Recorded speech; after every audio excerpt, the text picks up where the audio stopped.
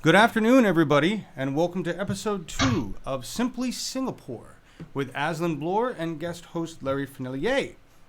Today we are cooking up Chicken Kapitan, and this show is sponsored by Plus My Reach.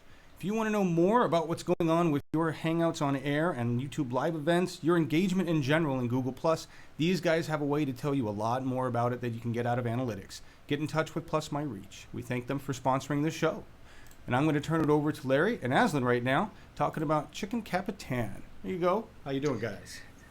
Hey, everybody. Larry Fournillier here. Azlin Bloor on top. Welcome to the new look. Live Larry. Larry Live is the new network, is the new page. This is put together by John Ellis, the guy you heard who did the introduction. Hey, everybody. And the graphics is done by Todd LeBeau. If you're interested in this setup, please email Jim Shankle. Yes, Jim is the guy. Yeah. So before we get to Az's kitchen, let me introduce the folks in the peanut gallery. We have a international flavor here today. We have from the UK, Greece, South Africa, and of course Trinidad and Tobago, myself. And France. Pardon? And France. Oh, and France, right, Lisa. yes, Lisa, right, yeah. For some reason, I was thinking she's in the UK, but thanks for that correction. All right, so let's get down to business, and the first person we're going to introduce is Lisa Watson from France, not the UK. Hi, Lisa, how are you? Hi, I'm fine, thank you. Yes, I live in France, but I'm actually not French. I'm a New Zealander, and I'm married to an Italian, and I even have Italian nationality now, so I'm a bit of everything. Okay. There we go. And I have a blog. I have a blog called ItalianKiwi.com. Voila. Okay, good, thanks. And next to Lisa, we have Nick Stokes. He's the wine guy. Hey, Nick. Hi, guys. Great to be on the show. I love seeking out new wines, particularly from the East Med region. For my wife's blog, eastmedfood.com. Lynn's invited me on here, and Larry, and I've got some great wines to go with this fantastic dish, which we just ate ourselves here, and they go really well. Well, actually, Nick will be pairing the dish with his wine selection, and you prepared the dish, didn't you, Nick? That's right. Yeah. We literally just ate it and had the wines as well, and three went well and one didn't go very well, but I'll tell you about that. Okay, great. We're looking forward to that. Next, we have Nicholas Bujulu. Nick B. Hi, guys. Yeah. Hi, Nick. How are you? Nick is from Greece, by the way. Yes, I am from Greece. Happy to be here, guys. I am actually enjoying a larihito as we speak. Oh, you have a larihito. Nice. I managed to put all the ingredients together, so yeah, it is a pleasure to be here. It is always a fun. Yeah, it's always fun to have you. And Nick's brother Odysseus, he won the Super Bowl recipe challenge back in February, and that's how we made the connection. So yes, Nick is sadly Odysseus could not be tonight here because they rescheduled his program at his restaurant. So right, yeah. So he's working. Yeah. Well, we'll have a larihito for him on him. Next, we have my good friend from South Africa, Richard Wooding, my fellow pirate. How you doing, buddy? Hi, Larry. And Richard will be handling all the questions coming in. We won't be using the Q&A app, folks. Just comment on the stream, on the event stream, because like I said, this is a new look, a new feel. We're gonna have a little bit of hiccups. We might not, but hope you guys like it. And these will be the type of broadcasts coming your way from Larry Live. So with all that out of the way, let's get down to business and go and visit Miss Azlin Bloor. Hi, Azlin. Hi, folks. Hi, everyone. All right. To the new look. Yeah. Cheers. Cheers, everyone. Cheers to the Tea, new look. wine, whatever. This is the traditional drink in Singapore. It's rose syrup with a touch of milk, especially with the Malay population and especially during the fasting month. Okay. Yum. All right, back to what we're actually going to be cooking. Chicken Kapitan today. Capitan for Captain. And there is a story, or two actually, attached to this dish. My favorite one is about this Chinese cook who lived in Malacca in the early 18th, 19th century. And he had a British employer. And one day, tired of all the Chinese dishes he was cooking day in, day out being Chinese, he came across a Malay neighbor who was cooking this fantastic smelling curry and basically asked her for the recipe. And, she obliged. And when he went back that day, he came across... He replicated this recipe, this curry, and he put everything he could get his hands on, herbs, spices, etc., etc. And when his employer tasted it later that night, he asked the guy, "Oh, gorgeous! What is this?" And the Chinese cook went, "Chicken Kapitan." So hence the name. Hence the name. And in Malay or in Nyonya, this is a dish that belongs to a very unique ethnic population in Singapore and Malaysia. They call the Nyonyas. Nyonyas for women, Babas for the male, or Peranakans generally. They are basically, ethnically they're Chinese, but they speak Malay and they dress, in the old days, they dressed the way the Malays did. And they originated from Malacca and from basically the Chinese immigrants being assimilated with the local Malay culture and intermarriages and so on and so forth. So a Nyonya recipe today. These are the ingredients we'll be doing as usual. I'll go through them. Shallots, ginger, garlic, lemongrass. Remember the lemongrass? Oh, the lemongrass, yeah, from the Larry Mojito. Yeah. The Larry Hito. Sorry. I forgot I have a second camera today. This is what the lemongrass looks like. Remember how we get it bruised? Yeah. And that's a bruised lemongrass. Where's the camera? I'll get used to that. That's the galangal that we had the last time in that very dodgy wave, bandwidth, whatever. And turmeric powder. Here we go. And this is something I featured earlier, shrimp paste. Yeah, I saw that. The thing that looks like poo and smells like poo. It looks like poo. Does it really smell like poo? No, not really. But, it smells of fermented stuff. And because it's shrimp paste, it smells of fermented shrimp. So you can imagine it's very, very, very strong. And we've got something else here. These are candle nuts. Very, very typical to Southeast Asian cooking. After 20 years in the UK, it was only last year that I was able to find these online. So chances are, most of you are not going to be able to find this outside of Southeast Asia. Macadamia nuts would be the alternative, the substitute. That's it. Those are the ingredients. Now what we're going to do is we're going to grind this up into a paste, as in here. Okay? This is what we're going to do. What we had here also, that I probably didn't actually mention. What was that? What did Carmen say? Yeah. There's some comments I've got. We have a comment. I am too, Carmen. Thank you so much for watching again. Yeah. Oh. These are our dried chilies. These are our dried chilies, and the way to use dried chilies is that we soak them in hot water, boiling hot water or very hot water for about 20 minutes until they soften. Then you can actually chop and blend them. And this is the paste. This is all those ingredients blended into paste. Okay. You shouldn't really need water because you start with the shallots, and that's going to be a watery mixture, and everything else will be in there. Excellent, Patricia. What drink have you got? Type it in. We want to know what you're drinking. Right, we're going to get started with cooking. Lynn, what kind of chilies did you use? Sorry, Nick? What kind of chilies did you use? Any sort of whatever your Chinese supermarket sells will suffice. This one, my local Chinese supermarket sells this. These are Sichuan. These are Sichuan dried peppers. But traditionally in Singapore, in Southeast Asia, we would be using longer ones. So it doesn't really matter, but not Mexican, not smoked Mexican chilies. That'll give a completely different taste to it. So you want a standard, regular dried chilies. If you can't get hold of dried chilies, get a simple chili paste or fresh chilies. Fresh chilies will suffice very nicely too. I have a question too. Then the chilies, I see you're handling them with bare hands. Are they not very spicy? Or are you just not going to touch your eyes for a while? Yeah, I mean the once you have them cut and you've got the seeds on your fingers and stuff, yeah, then I would suggest you wash your hands.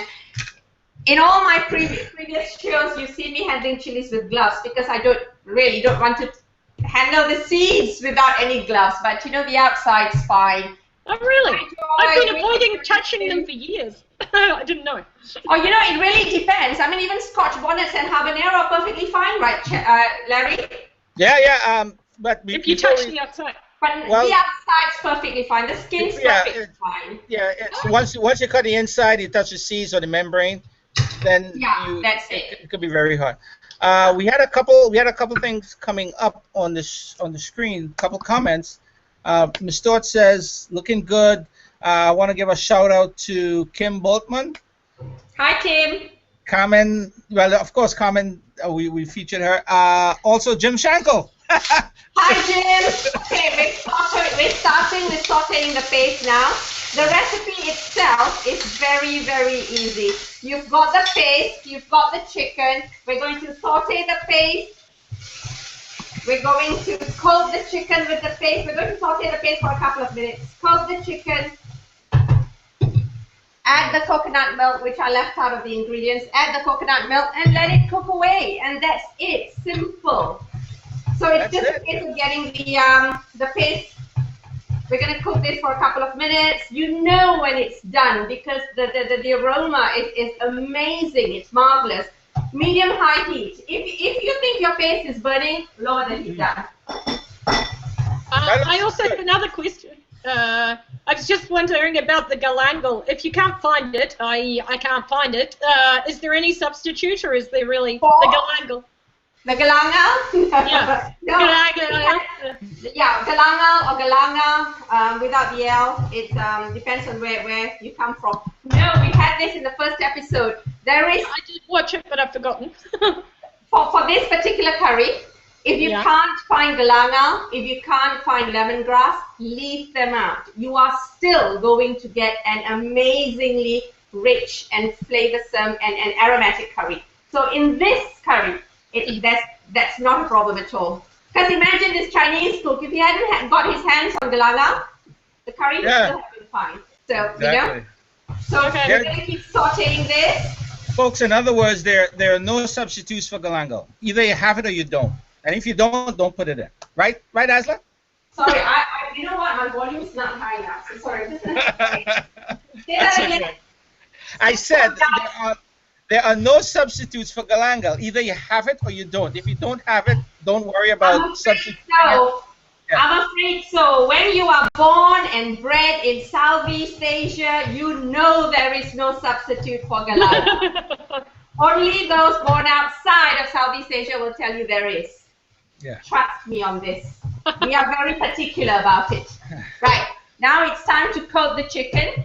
Now, any form of chicken curry, chicken stew, it's always best to use thigh, chicken breast, completely boring and bland, and on the bone, because that's going to deepen the flavor and add to the final stock.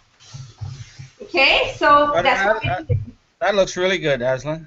So at this point, we just, if you had, can you see the flame? Oh, my camera's going to burn up. So at this point, we're going to increase the flame slightly, just to brown the chicken. Although that's not our objective here. We are just coating the chicken with the paste, and that was easy, right? Yeah. So at this point, we're just going to add the coconut milk. Now, mine's come out of a can because I'm not fortunate enough to get fresh coconut milk like I used to in Asia.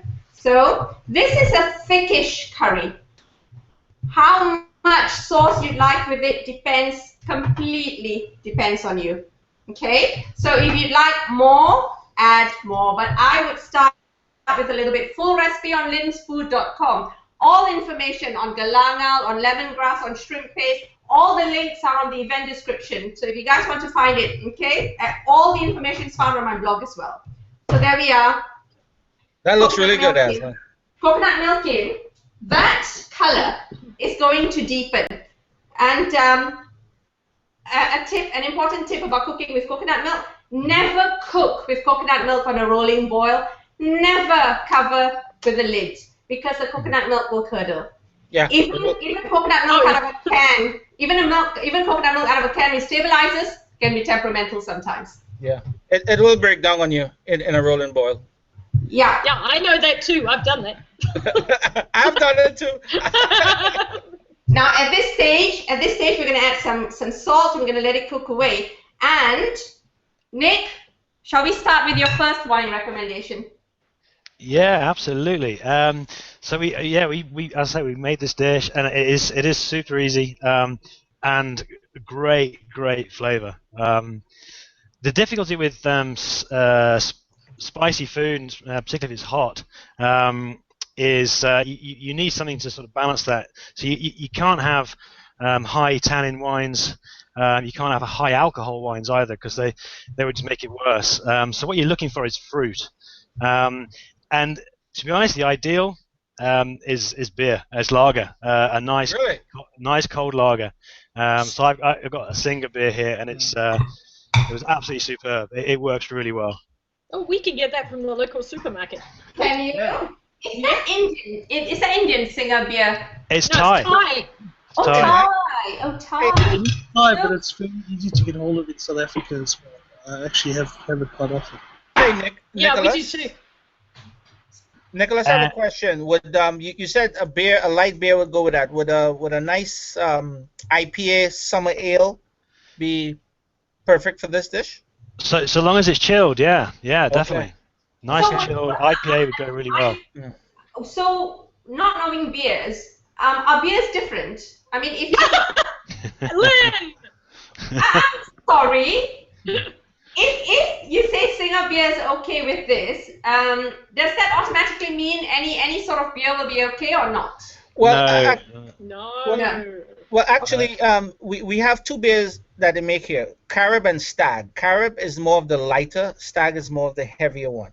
And a lot of people, when they have curry and they're drinking beer, they will choose a Carib beer. Okay. Yeah, Okay. and it goes perfectly well. It's a light, like you said, Nick. It's a light beer, so it goes well with the curry. Okay. Cool. Do we have any comments and any questions in the comment tracker coming in the stream? Yes, there's comments from Carmen. Okay. About what is- Indian- Oops, wait. yeah. Okay. Says, I see a lot of comments, but as I told you, Azlin. Yeah. Carmen says you're right. I don't know about Yeah, we're ingredients. trying to read it, Carmen, but it keeps going on and off my screen. Carmen agrees. Carmen agrees with me that sometimes there are just no substitutes. Like, no substitute for me. There's only one me. You're supposed to laugh. That was supposed to be Yeah. and John has a tip. better. Applause if you want to as well. That's it. Right, guys, we're going to let this cook away on this other stove that I've got there. Now, what I'm going to do now is show you the final product. This is what it's going to look like. Can you see that? The color's gone darker. Yeah. It's a richer color. Let me just get that. See the difference? Mm. Yeah, can you all see? Yeah. That's a darker shade. So this is the final product. Now towards the end, about 5 minutes before the end, you are going to have to put some lime leaves in. I prefer my lime plant. Can you guys see? I prefer putting my lime leaves towards the end of the cooking process for the flavor to be fresher. So this You have your fresh limes there. Oh, you have your lime trees right there. Nice. Can they be dried? Yeah, Dried you can leaves that dry- stick? Yeah, you can use dried lime leaves if you haven't got fresh ones. No, So we don't have fresh. tear your lime leaves up like that, okay, to encourage the flavor. Just like that, and that's it. You add that in the last 5 minutes of the cooking process, okay? And so that's a finished curry. This is basically the final product, and we're just going to dish that up. I love using chicken thighs and drumsticks for curries because I think it tastes that much better. We're nothing if not speedy on this program. Today I paid £1.50 for 4 lime leaves. Whoa! Yeah. £1.50? Yeah, that was a supermarket. Sainsbury's. Oh my word! Can you believe that? That is expensive. Oh my God! You need I have maybe I'll send some for you, Nick. I have a lime tree right outside my my front door. Oh, you're so lucky. Oh, wait. Then, speaking of which, let me try not to burn my lime plant. Can you see the fruit? Wow, that's amazing. So those of you in the UK, be nice, and I might send you some cafe limes this summer. Ah, the cafe limes. Nice. Okay. Nice. Can we see that? That's the fried shallots, crispy fried shallots that we are going to finish the dish off with. Okay, so Joy Stewart has a question. She would like to know, are those whole pieces of chicken with the bone on and skin on? The chicken thighs, I took the skin off, but the drumsticks, I left the skin on. I love chicken. Any reason? Can you? Is there any reason for that, or just because you like it like that? Well, chicken skin. Okay. I love chicken skin. As unhealthy as it is, I love it. My husband doesn't, so it's a fair compromise. So we're going to finish this dish up with just a sprinkling of crispy fried shallots. These are homemade. They've been sitting in my fridge for about a month, and they're still perfectly fine. Tastes perfectly fine. There you go. That's the final dish. Yum. Oh, yum. I might need to make that tomorrow. It looks really good. Patricia A has a question. She'd like to know if those are kefir lime leaves or regular. Yes, Patricia, they're cafe lime leaves. Cafe lime leaves, the double leaves. Is there a difference? Does it matter? Yes, it does matter. In Southeast Asian cooking, you've got to use cafe lime leaves. You can't use regular lime leaves. But if you can't get them, then lime zest would be a fairly good. Okay. Yeah. Now you're going to get a bonus dish. I'm going to show you how to fry. If this doesn't topple over, I'm going to show you how to fry prawn crackers at home. Yeah. Okay. Yeah. Who's made them? Who's made them at home? Anybody? No. No? Okay. So, the kind, I don't know if you guys get them in supermarkets in the UK. You get them ready-made in supermarkets. And, of course, spicy prawn crackers are synonymous with Thai takeaways and Thai restaurants. And your plain regular ones with Chinese takeouts. So, okay, these are colored ones. I just got them because of my kids. My kids and my kids' cookery classes. These are colored ones. This is what they will look like. Dried out prawn crackers, raw, uncooked. And this is what, that had the chicken. This is what the spicy prawn crackers look like before they're cooked. Can you see that, or would you like it on a white plate? I can see. No. Yeah? Okay. So what we're going to do is we're going to heat up some oil on fairly high heat to begin with, and we're going to let it come to a stage where it's pretty hot. To find out if it's hot or not, just put a wooden spoon or a chopstick. Put your finger in it. Or a chopstick in there to see that it's once it's hot. You're just going to drop your prawn cracker in, and within seconds it's going to fluff up and be done. And have ready some kitchen paper, couple of layers of kitchen paper in a bowl, in a plate, and to scoop it up and to dump it in there. Okay. Any comments or questions coming in? We're pretty quiet today. Tracy would like to know if there's a substitute for lime leaves. Lime zest. Any kind of lime zest. If you can't find cafe lime leaves, then any kind of lime zest will have to do. Lemon zest will be completely different altogether. I'm just going to test it to see if it's hot enough. It's not. So we're just going to let it heat up. I can tell you about my other wines. Oh, please, Nick. Please, Nick. Yes, Nick, Okay. I'm very interested in that second wine I see there. I thought you might be. Yeah, absolutely. And white wine it's from South Africa. The Chenin Blanc goes really well.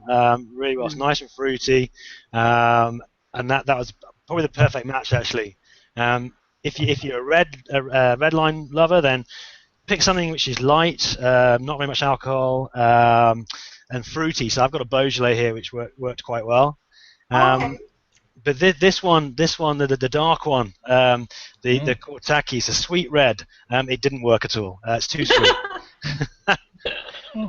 And the other option is rosé. Rosé wine with spicy food works really well. But I'm not a big fan of rosé. Yeah. I was just thinking, if somebody wants a red wine, there's a very light red wine from Piemonte in Italy called Grignolino, which is almost slightly bubbly, and it's very, very light. That would probably go well. Do you want to add it in the comment stream, Lisa? Later. Okay. You want it now? I'll do it later. Yeah. Yeah, to put the name down. Yep. That sounds good. I'm gonna look at that one. We drink it often when we're at my in-laws' place in Turin. Because it's a light table wine, really, really light. It's good for the summer. Okay, that's handy to know.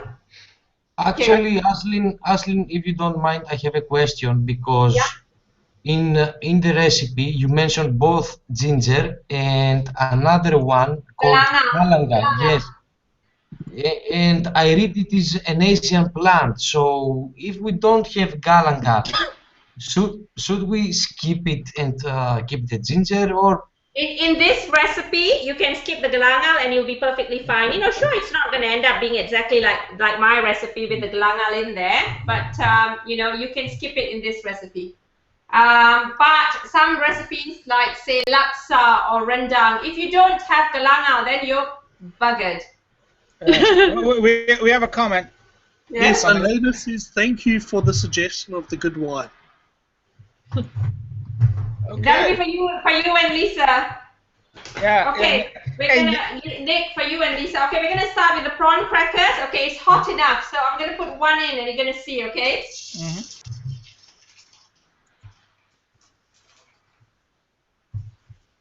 Start with one.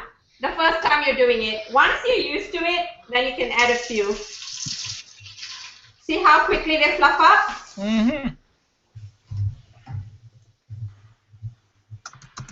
If you think they're burning up and the oil is too hot, just lower it down ever so slightly. You guys see that? Yeah. You can. Actually, Azlin, coming to think of it, I've made that, not me personally, but I know my grandmother has made that for us before when we were younger. Coming to think of it. I haven't had that in a long time. And you get the raw ones, if you have access to Oriental shop. Yeah, we do. Then you're gonna find these in packets. Just ask them. Yeah, I will do that. That brings back a lot of memories. These are the Patricia A says that they're wonderful. Nothing compares to prawn crackers.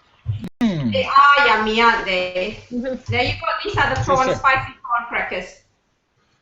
And they will burn very quickly though, so you've got to be very, very careful. My family loves this. I'll just make a bit more. It's in and out. It goes so quickly. And in Asia, in many parts of Asia, we'll fry the non-spicy ones, and then we'll have a sauce of chili sauce on the side, and we'll just dip it and eat it like that for an afternoon snack. That's it. So you've got the spicy prawn crackers. Chicken Kapitan. Mm-hmm. Let me get the curry in there. Yeah. And a rose syrup and milk drink. Wow. Nice. Very nice. Beautiful, beautiful, Yay! beautiful. Yeah, folks, Azlin has brought sexy back to cooking. Is that why I show off a shoulder then? Yeah. Show a little shoulder. Definitely has brought sexy back to cooking. She's sweet, spicy, and sexy. You better believe it. That looks very good. Thank you, Azlin. One more comment before we leave. Steve? Joy Stewart says the transformation to the shrimp chips is amazing. Oh, nice. It is, absolutely. Completely. Okay. Now, guys, those of y'all who are on Twitter, could you please tweet this event? And the hashtag is Simply Sing, S-I-N-G. Yeah, And Simply Sing, S-I-M-P-L-Y, Sing. Simply Sing. I am going to try and answer your comments tonight, but if you don't hear from me tonight, please don't be offended. I'll answer you by afternoon tomorrow because we're going swimming first thing Monday morning tomorrow. So there you go. Yeah, and you know what I forgot to do when we came in was to wish all the mothers out there a happy Mother's Day, including you, Azlin. Thank you. Although the UK does celebrate it Mother's Day. Happy Mother's Day. Celebrated in March. I don't know. No, we're not in March. It's next week. This is May. Yeah, I know. Anyway, cheers, everybody. Okay. Yeah, happy Mother's Day to all the mothers out there. And Happy birthday to my mom and everybody else. I would like to thank Lisa, Nick Stokes, and Nick B. Richard, and of course the man who behind the camera, behind all this lovely production, the switching and up and look, everything looks real nice. That's Mr. John Ellis. Thank you, John. Thanks, John. And again, the graphics credit goes to Todd LeBeau. Thanks, Todd. Todd. If you guys like what you see, Thanks, Elena. subscribe or plus, not subscribe. Yeah, subscribe to Larry Live and plus my page. Larry Live page on G Plus and Larry Live YouTube channel. Yeah, thank you. I couldn't say it better myself. So, Azlin, when is the next show? What do you have coming up? You know. I'll be on next week for a brand new series that I'll be running. Mm-hmm. Savor the Flavor with Azlin Bloor, and we will have my Frenchman friend cooking a beautiful, sexy asparagus dish. All right, savor the flavor. Good. Now, we're also going to start something new. I think when we go off air, we would like to know anybody out in the event stream who would like to come into the hangout to meet Azlin.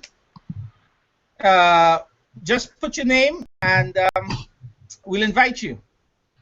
Once we go off air, because I know some of you guys don't like to be on air, and if you want to come into the hangout to say hi, you know, we will make those accommodations. So one last comment. What's that, Richard? Carmen says, thank you so very much for another terrific meal. Wonderful as always, and I like the new format. Congratulations. Thank you, Carmen. Thank you.